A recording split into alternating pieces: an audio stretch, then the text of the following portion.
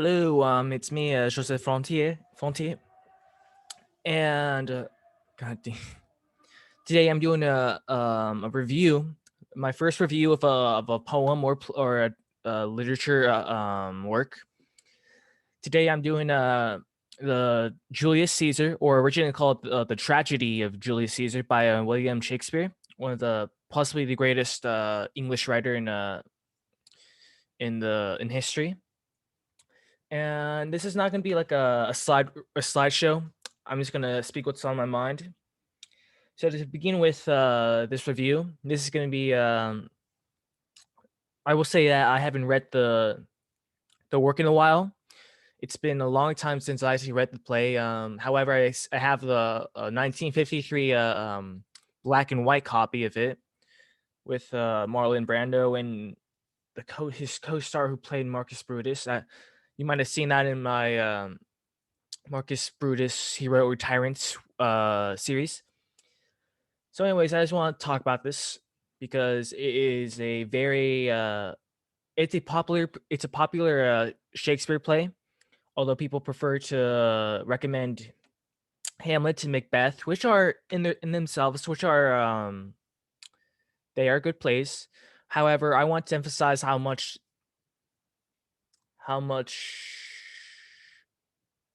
character this play has, because this is, in my opinion, arguably one of Shakespeare's best plays. It is based on history, the transition from republic to empire, from Julius Caesar to the rise of Octavian. Although this is before the civil war between Octavian and Antony. This is going to be during a Roman history, which is one of my favorite histories. I like the Romans, not their as a whatever. But going back to the play, this is a good adaptation of history. I think Shakespeare found a great piece of history to base his a play on a tragic hero on. In a tragedy, this is a good tragedy. And during back in my classes in high school when we were reading this play, the big question was in a tragedy there's usually a tragic hero. However, he has a flaw in him, and that flaw ends up leading to his downfall or his death. And the big question in my classroom was always, I remember this. It was from I think my finals. They asked, what was the major mistake in the play, with the tragic hero being Marcus Brutus. And I remember writing, his big mistake, Marcus Brutus, was letting Mark Antony live, because how the play works out is Marcus Brutus becomes the head of he's a little bit nervous, but he becomes the head of a conspiracy to kill Caesar.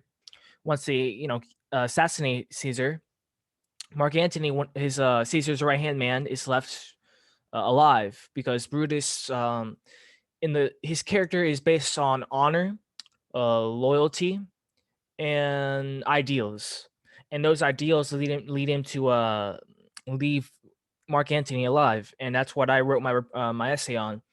That that Brutus left Mark Antony to live, and Mark Antony went to ally with Octavian in the whole civil war afterwards, and yeah, that's his tragic downfall. However, there's some other questions on whether the mistake was to actually killing Caesar himself.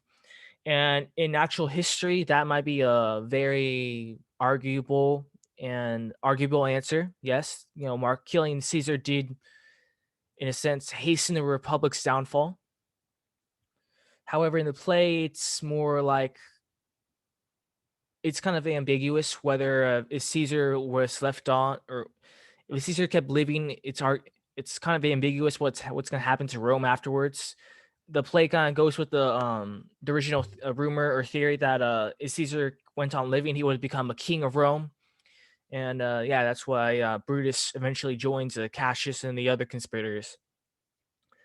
However, Shakespeare's great writing makes Brutus a very likable character because he has ideals. He's a very moralistic person, and the fact that he doesn't join the conspiracy to betray his best friend and sort of a father figure. The struggle in his head, we can understand why he feels like that, and why the Caesar's death is sort of necessary, because Brutus is a honorable man, and his honor and background as the heir to the father of the republic, it forces him to end Caesar's life. Yes, the play also plays Cassius. I like what the play does. William Shakespeare's play makes Brutus look as the only honorable man in the conspiracy, and for Cassius, he makes Cassius look like a scheming and vile man who only cares about who's sort of looking where the winds are turning, who are looking where the I forget, but Cassius is kind of in the play. Cassius is the kind of man who's looking for, who tends to look out for himself and to look out for his looks out for the weaknesses of others. In this case, the play focuses on Caesar's, was it seizures? Yeah, seizures. Caesar's. I don't know. And Cassius in his when he talks to Brutus, he mentions how Caesar looked so weak and how he had to save Caesar. Cassius is not a supporter of a king, but yeah, the way he turns Brutus towards his side, it's sort of like a lizard, like serpent, like a snake, However, Cassius's cause, or the cause of the conspiracy, is turned noble by Brutus, who in the play makes everyone wants to kill Caesar. He makes everyone dip their hands in the blood. It wasn't like that in real life, but in the play, it was more of a symbolic gesture. In the movie, a 1953 movie, when Caesar dies, and this in real life too, he dies before the feet of the statue of Pompey, because the death took place in the theater of Pompey because the Senate house burned down. And it's really symbolic because in the beginning of the play, the very beginning of the play, Shakespeare introduces two Romans who said, who criticized their fellow countrymen on praising Caesar, who at this point has won a civil war, crushing fellow Romans. Those two Romans say, didn't you do the same thing for Pompey? And Caesar, he's I think they mentioned Pompey. They say, all what you're doing is, you did this for Pompey, but he's dead, and Caesar has killed other Romans.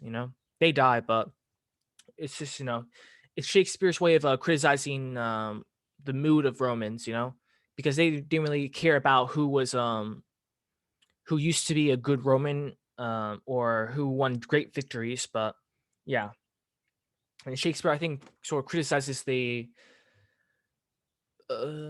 I would like to say that Shakespeare criticizes the mentality of the play, or mentality of the people of Rome. He criticizes their allegiance. They just switch from Pompey to Caesar just like that because he wins the war, but he does kill fellow Romans. For the mob, because the Roman people are portrayed as a mob. At first, they support Brutus once he talks to them about the death of Caesar. But when Mark Antony comes, and I'll talk about his speech in a short while, he shows how the mob can switch. My literature teacher, I remember he always used to refer to the mob as a Hydra, and the Hydra is a mythical creature from I think Greek stories. We all know the Hydra. It's famous for having multiple heads.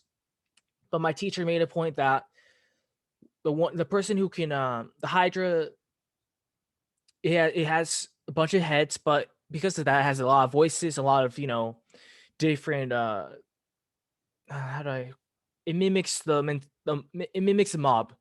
You can turn a Hydra to you can steer a Hydra to be angry, or the mob to be angry at a person or thing.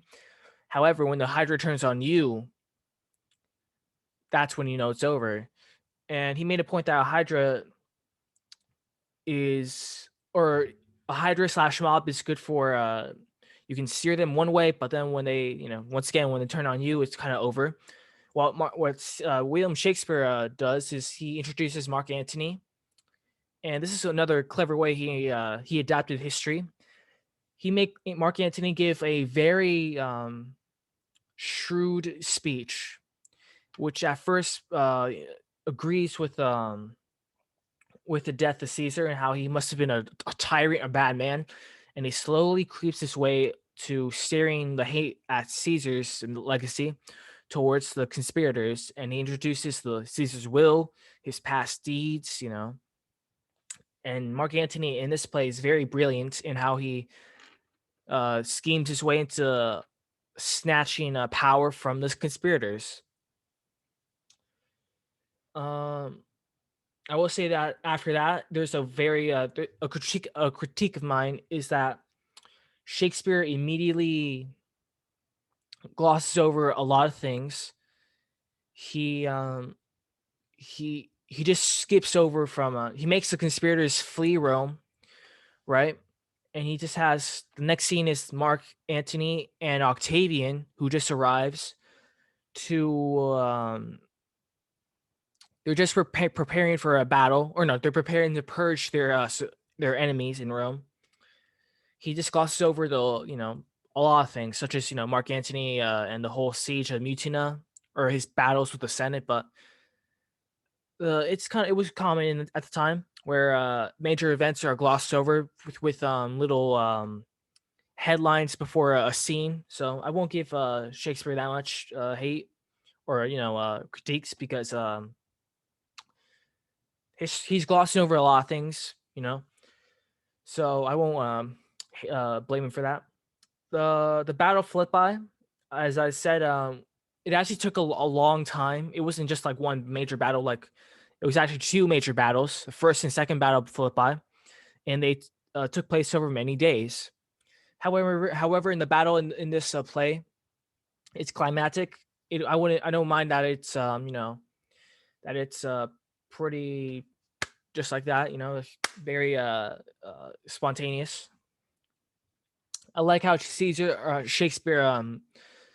plays the battle as Brutus defeats Antony, the right wing, and Brutus defeats Octavian on the right wing, and Antony beats Cassius on on their rights. So it's 1-for-1, and he Shakespeare makes the death of Cassius very tragic in itself because in history Cassius killed himself because he thought that Brutus had been defeated, so he ended his life. But unfortunately, the opposite was true. He won, and Brutus was stripped of a loyal friend and an ally. And yeah, I will say that the battle, Brutus, in my opinion, still had a chance to win the Battle of Philippi as a whole because his supply lines were still pretty well, but it was really his troops that cost him the battle because they were just too eager to fight for honor and all that. I think Shakespeare would have maybe he didn't know much about the battle, but if he had known that, I think he could have introduced a whole new scene or act where the soldiers of Brutus compel him to fight this battle, which he knows is going to cost him his life. But because the soldiers themselves are noble and honorable, he could have played it as Brutus fought. He pretty much made a mistake again because he chose to fight at Philippi, the second battle, because of his honor. His honor bound him to fight. But I don't know. That's like a golden opportunity lost. So too late now. But let's see. What do I? Oh yes. So Porsha, Brutus's wife, it's weird. Shakespeare makes Porsha as a very she's kind of oblivious to what's happening, but she wants to know a bit more about the conspiracy. And Brutus at this time is very he's very He's very divided on what to do. He knows it's honorable and the right thing to do to or quote unquote the right thing to do to kill Caesar and stop the tyrant. However, he's his friend. Caesar is his friend. But oh yeah, another critique. They don't really, in my opinion, they don't really play upon the whole relationship between Caesar and Brutus too well, because it's really Brutus keeps saying that, oh, he's my friend, he's my father, whatever. But I don't think Shakespeare really gave that much uh, um, gave them much evidence or what is it, build up to that relationship. Granted, Caesar's not really too present in the play. He's just like here and there, and then that's it. Also, what the weird thing is that Shakespeare, the first title of this play was the tragedy of here. The tragedy of Julius Caesar, or something like this. Julius Caesar, yeah, and he made it look like Caesar's the main character, and a lot of people say, well, they always ask, well, who's the main character, Brutus or Caesar? So it's kind of a stupid question in my opinion. It's really just a poor choice of marketing. Julius Caesar, he gets clicks, he gets the view, the reads, but I don't know. I think that question's stupid. He should Shakespeare should have titled his play a little bit better, because at this you would assume that, oh, Julius Caesar is speaking, but yeah. The ending is very after the Battle of Philippi, Brutus is dead. Mark Antony grants Brutus a burial. I would like to think my interpretation is that Antony grants Brutus a burial because Brutus did spare his life. He had the chance to kill Mark Antony, but he let him go, and he's dead, and it's all his fault. And I like to think that Mark Antony would acknowledge that Brutus was really he just acknowledge this, but he acknowledges that Brutus was the most noble of the conspirators. Octavius is not really there. He's like, you know. But yeah. Also, the quote unquote sequel. Here, let me just. Hopefully, you can see my second tab or something. What was it? Antony and Cleopatra. If you guys can see this, then oopsie. I like this movie, I guess. Haven't seen it, but here. Anyways, Mark, Shakespeare made a play. It's not really right. Yes, called Antony and Cleopatra. This is not a sequel to the Julius Caesar, but it is there. I haven't read it myself, but what I've heard is that it's not as well written by Shakespeare. You can say it's a continuation of the story, what happens to Antony and Octavius, and this shows the transition from Republic to Empire. But yeah, it's not really connected to Shakespeare. I don't think he is intended to make a sequel. He just saw like an opportunity to. What I think he's playing upon is the relationship between Antony and Cleopatra. But yeah, it's not really a tragedy because yeah. But going back to this play, yeah, Shakespeare's Julius Caesar is really well written. I can understand why people don't rank it like as the one of his top three. But I think it just have some merit for that top three because Brutus is a good character, and the story really relies on him, and the plot is very it's very well adapted. I just have to say that. But yeah, so if you haven't, you should read the play. I will say that Um, for this play, I think Shakespeare, if you read his other works like King Lear, you will know that Shakespeare was very, I would say, experimental in his use of the English language. But in this play, Shakespeare, his writing is very easy to understand and really comprehensible, far more than King Lear. That's just a whole. King Lear's a good story, but I think Shakespeare improved his English over time, his use of the language, and yeah, that's my copy of Julius Caesar. So I hope you enjoyed this review. I'm not sure how long this is, but yeah, you should read Julius Caesar, and I hope you have a nice day. How do I? Oh god, Alt P. Oh god, bye.